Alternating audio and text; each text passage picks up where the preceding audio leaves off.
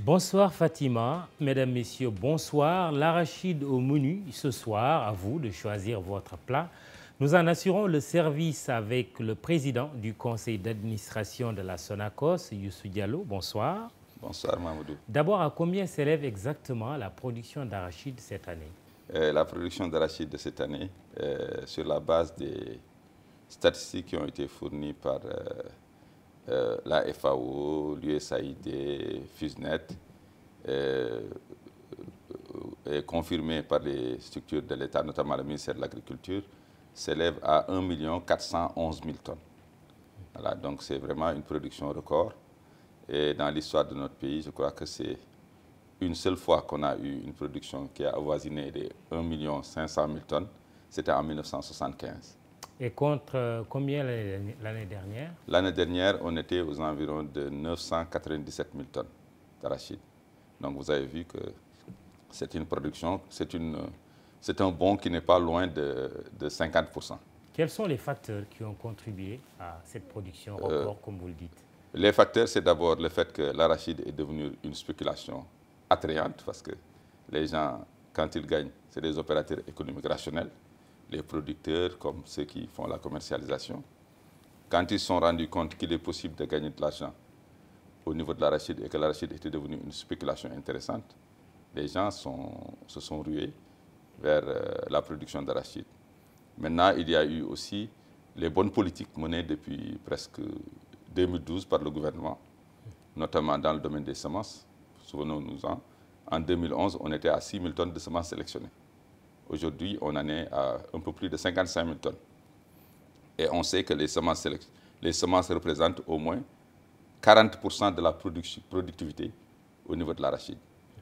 Il y a aussi les engrais qui, non seulement en quantité, un peu plus de 100 000 tonnes, mais aussi en qualité ont été améliorés. Il y a aussi le matériel agricole qui a été mis en place et le matériel atelier qui a été fortement renouvelé. Donc chaque année, il y a plus de 5 milliards investis en matière de matériel atelier. Ça veut dire c'est les houes, c'est les tracts, c'est les semoirs, c'est les charrettes, c'est tout le petit matériel qui avait été fourni et qui avait était devenu un matériel obsolète. Mais enfin, il y a aussi le bon Dieu qui nous a gratifié d'une bonne pluviométrie, bien répartie dans le temps et dans l'espace, quand bien même il y a certaines zones où il y a eu des poches. Mais pour l'essentiel, on a eu une production non seulement en quantité, mais surtout en qualité. Parce que les gens, la densité qu'on a eue au niveau des graines et leur qualité, vraiment sont très appréciables pour aujourd'hui cette campagne. Il faudra écouler cette grosse production, 210 francs le kilo aux producteurs. Avec cette décision du gouvernement du Sénégal de suspendre la taxe de 40 francs pour l'exportation, qu'est-ce qui motive cette décision? Oui, là, donc, d'abord pour le prix, effectivement, c'est 210 francs, mais ça a été un prix vraiment qui a été soutenu par le gouvernement, parce que le prix réel économique sur la base des cours mondiaux des huiles et des tourteaux devrait être aux environs de 185 francs. Donc ça signifie que sur chaque kilo d'arachide acheté au producteur, il y a au moins une subvention de 25 francs que le gouvernement fait sur chaque kilo d'arachide.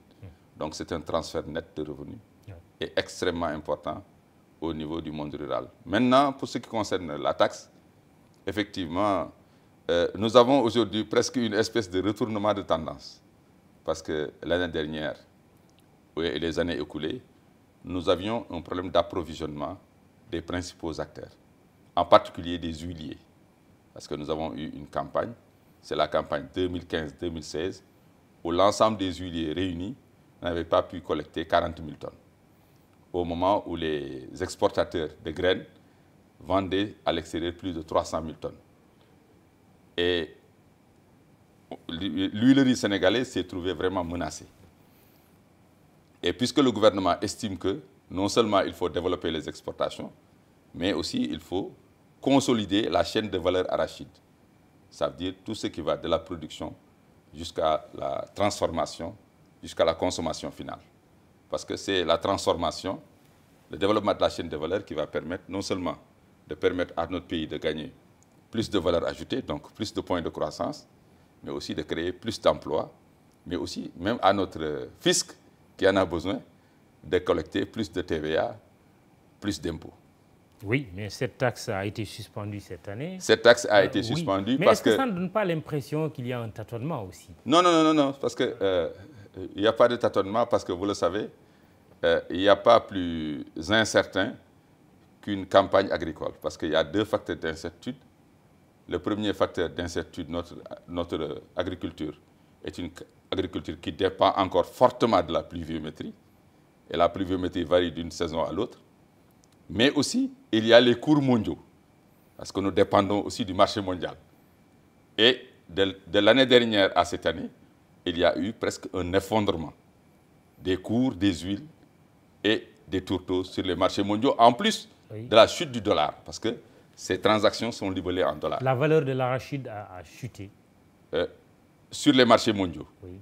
Et ce qui fait que la plupart de ceux qui sont à l'export risquent de connaître des pertes.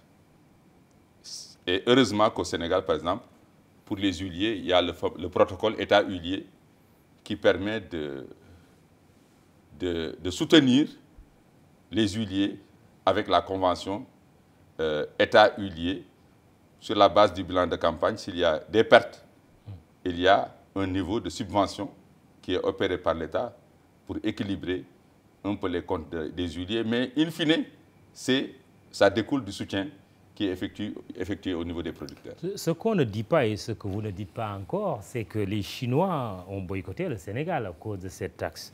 Le gouvernement s'est-il rendu compte finalement que la taxe de 40 francs n'était pas une bonne décision?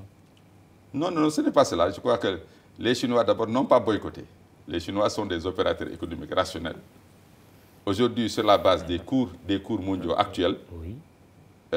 Il va être difficile à un exportateur, surtout que la Chine a eu cette année une production record. La Chine a eu plus de 20 millions de tonnes de production d'arachide.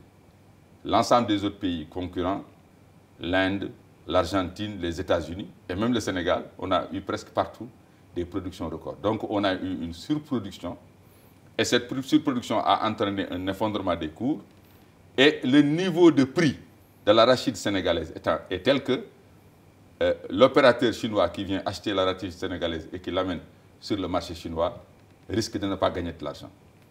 Voilà la raison. Ben oui, boycott ou pas, le résultat, en tout cas le résultat est le même. C'est qu'ils ne sont pas venus comme ils venaient. Maintenant, ils ont estimé que peut-être que la taxe de 40 francs sur l'arachide décortiqué et 15 francs sur l'arachide coque peut être un facteur aggravant.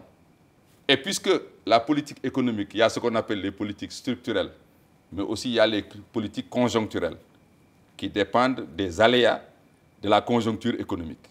Puisque la conjoncture économique est à l'effondrement des cours, à une surproduction, il était rationnel de la part du gouvernement de permettre aux exportateurs de pouvoir s'en sortir.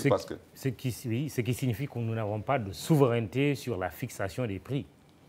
Non, nous dépendons des cours mondiaux. C'est ce que vous venez de dire. Nous sommes en économie de marché, nous ne sommes plus en économie administrée. Oui. Vous savez que même en Union soviétique et ailleurs, ou en Chine, où on fixait les prix à partir du Politburo, ce n'est plus le cas. Maintenant, on s'arrive au prix du marché mondial et au prix des marchés des cours. On suspend les 40 francs cette année. Oui. Quid de l'année prochaine? Oui, l'année prochaine, s'il y a une autre conjoncture, d'autres décisions pourraient être prises, y compris une décision peut-être de rétablissement de la taxe. Ce n'est pas à exclure. Ce n'est pas à exclure parce que c'est des politiques conjoncturelles. Vous savez, l'économie n'est pas une science exacte. Et l'économie n'est pas un domaine de certitude. Et selon les aléas, si vous avez une politique rationnelle, vous dites que j'assois ma politique économique sur la filière arachidière, sur le développement des chaînes de valeur à partir des industries, mais aussi sur le développement des exportations. Et ces deux demandes-là étant extrêmement importantes, si une de ces demandes est déficiente, cela risque in fine de se répercuter au niveau du producteur. Parce que si les prix s'effondrent, c'est le pouvoir d'achat du producteur et du rural en général. Parce que n'oublions pas que l'arachide impacte près de 4 millions directement de producteurs et de paysans. Oui. Et indirectement près de 7 millions de personnes. Finalement, est-ce que le gouvernement du Sénégal n'est pas face à un dilemme? Parce que le risque, vous me dites si vous le confirmez ou pas, le risque d'enlever la taxe, c'est qu'aussi que le capital semencier ne puisse pas être préservé. On risque de tout acheter. Tout à l'heure, parmi les facteurs qui ont contribué à cette grosse production, il y a justement les semences. Est-ce qu'il n'y a pas ce risque-là aussi? Le décret 2010-15 qui fixe les conditions d'exportation de l'arachide exclut les semences de l'exportation. Ça, c'est une mesure phare. Donc, la direction de la protection des végétaux et les services techniques de l'agriculture vérifient la qualité des produits exportés, surtout quand il s'agit des graines. Donc, l'exportation des graines est absolument, des semences d'arachide est absolument interdite. Bon, voilà. Sur donc, le terrain, est-ce que cela se passe comme ça? Non, surtout que cette année, je crois que même les graines ordinaires que vous avez peuvent servir de semences parce que c'est des graines d'excellente qualité. Les Chinois en position de force, les producteurs obligés de brader? Non, non, non, les producteurs ne sont pas, parce qu'il y a un prix qui est fixé, qui est de 210 francs, et personne ne peut acheter en dessous de ce prix. Jusqu'au jour d'aujourd'hui, c'est respecté. Par-ci et par-là, on peut nous signaler des infractions à cette mesure, mais avec la nouvelle mesure qui est prise par le gouvernement. Il y a eu des infractions. Bien sûr, on est dans le domaine du réel, de l'économie. Avec le retour des bons impayés? Non, il n'y a pas encore de bons impayés, parce que jusqu'à présent, les choses se déroulent normalement. La campagne vient de démarrer. Les opérateurs privés stockeurs n'étant pas encore implantés un peu partout, parce qu'il y a aussi le problème de la mobilisation du financement et du matériel de collecte, etc. Cela fait que dans certaines zones, il n'y a pas encore la présence un peu optimale en fait, de ces opérateurs. Ce qui fait que les producteurs qui ont des fois des besoins d'encaisse, de transactions, de précautions, il y a une cérémonie familiale, il y a tel besoin, nous avons un malade, etc. 200, 300 kilos qu'on va vendre au Louma. Et puis là, bon, des fois, on n'est pas trop regardant sur le prix. C'est un peu ça qu'on appelle. Mais la masse critique qui permettrait de parler de Mbapat ou de bons impayés, nous ne sommes pas encore arrivés à ce niveau-là. La Sonacos prend combien aux producteurs? La Sonacos sur prévoit... les 1 400 000 tonnes. Voilà, sur les 1 400 000 tonnes, il faut enlever d'abord les 15% de pertes post-récolte. Il faut enlever l'autoconsommation qui sera aux environs de 40 à 45%. Donc, à peu près les 60% sont entre ce qu'on appelle l'autoconsommation. L'autoconsommation, c'est les arachides que vous consommez, qui vont dans le Tigre-Dégué et autres, mais aussi, c'est la trituration artisanale, un peu qui est effectuée à l'intérieur du pays, et c'est très important. Donc, autoconsommation plus perte post-récolte, à peu près, c'est, disons, 55-60%. C'est les 40% restants qui vont être disponibles sur le marché pour les semences, pour l'exportation et pour les huiles. La Sonacos prend combien? La Sonacos a prévu cette année de prendre 200 000 tonnes, 200 à 250 000 tonnes, compte tenu de la configuration de la campagne. Et Dieu merci, nous avons pu mobiliser les financements conséquents pour pouvoir acheter ces graines. Mais vous savez, les semences et autres, vous défalquez ça, vous avez au moins 500 à 550 000 tonnes qui vont être disponibles pour un peu la commercialisation. Donc Sonacos, à elle seule, ne peut pas absorber toute cette production disponible. Donc ça signifie qu'il faudrait que les autres huiliers qui ont commencé à entrer en campagne, notamment Copéol, qui a une capacité de 150 000 tonnes, Wawo qui a à peu près 80 000 tonnes et CAIT qui peut aller jusqu'à 30-35 000 tonnes, que l'ensemble de ces opérateurs entrent en campagne, plus les exportateurs qui, en tout cas ces dernières campagnes, ont au moins pris entre 50 et 60% de la production commercialisable. Youssou Diallo, je vous pose une question terrible. Faut-il continuer à s'aventurer à produire de l'arachide au Sénégal, surtout avec des records comme cette année, quand on n'a pas une maîtrise sur les cours mondiaux? Est-ce que l'arachide reste toujours vendable? C'est une excellente question. Elle est terrible, mais elle est intéressante parce que je crois qu'aujourd'hui, moi, mon point de vue est que c'est le modèle économique sur l'arachide sénégalais qu'il va falloir revoir. Parce que, figurez-vous, le Sénégal est l'un des plus grands consommateurs d'huile au monde. nous consommons chaque année entre 150 000 et 170 000 tonnes d'huile. Figurez-vous aujourd'hui que l'huile d'arachide représente moins de 1% de cette consommation. Est-ce qu'il est rationnel économiquement d'enjamber ce marché qui fait 170 000 tonnes et d'aller à l'extérieur vendre des graines brutes ou vendre de l'huile brute d'arachide? On ne transforme pas. On ne transforme pas. Voilà. Donc la le PSE, de valeur. Le plan Sénégal émergent, Oui. a fixé comme objectif au moins 30% de consommation d'huile raffinée d'arachide sur le marché intérieur. Figurez-vous, si aujourd'hui Sonacos prenait la moitié des 200 000 tonnes projetées et les raffinait et les vendait sur le marché intérieur, ça permettrait non seulement à Sonacos d'équilibrer ses comptes, parce que dans le schéma d'exportation actuel, toutes choses égales par ailleurs, Sonacos risque de perdre au moins 5 milliards. Et ces 5 milliards vont être peut-être compensés par la convention État-huilier. Mais par contre, si nous vendons la moitié de notre production sur le marché intérieur, non seulement nous équilibrons nos comptes, mais nous permettons au fisc sénégalais de collecter au moins 5,6 milliards de TVA. Et on est autosuffisant. Et ensuite, vous imaginez les emplois créés, vous imaginez la valeur ajoutée qui va impacter la croissance, vous imaginez tout ce que cela va avoir comme effet bénéfique. Donc il faut revoir le modèle. Il va falloir que le marché intérieur sénégalais d'huile soit la première préoccupation au niveau de la filière arachidière. Avec l'arachide, on a de quoi être autosuffisant. Absolument, parce que pour avoir 150 000 tonnes d'huile, il faut multiplier 150 000 par 3. C'est 450 000 tonnes d'arachide. Je vous ai dit tout à l'heure que la quantité d'arachide commercialisable est entre 550 et 600 000 tonnes. Donc aujourd'hui, théoriquement, la quantité d'arachide qui est sur le marché commercial, je veux dire le marché formel, je ne parle même pas de l'autoconsommation, nous avons les moyens aujourd'hui de permettre à notre pays de ne consommer que de l'huile d'arachide raffinée, qui est une huile de meilleure qualité et qui va impacter plus positivement sur la santé des Sénégalais. Parce que les huiles que nous consommons et qui viennent des produits que vous savez, sont des huiles pour la plupart extrêmement nocives à la santé. Tout à fait. Alors, la Sonacos, une reprivatisation, c'est une option définitive? Oui, c'est une option définitive du gouvernement, mais le problème, c'est un problème aujourd'hui d'opportunité. Parce que, je l'ai souvent dit, on ne privatise pas une entreprise qui est en extrême difficulté comme la Sonacos. Quand la Sonacos est en extrême difficulté, c'est des entreprises qu'il faut purement et simplement liquider. Mais quand on estime que la Sonacos a l'importance qu'elle a dans la filière, aujourd'hui, l'option du gouvernement, c'est de restructurer financièrement la Sonacos et de la moderniser.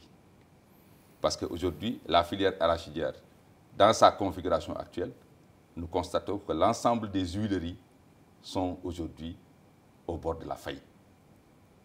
On parle beaucoup de Sonacos, mais regardez du côté de nos concurrents, Copéol, Wao, CAIT, ça ne marche nulle part. Parce que l'option était de produire pour exporter.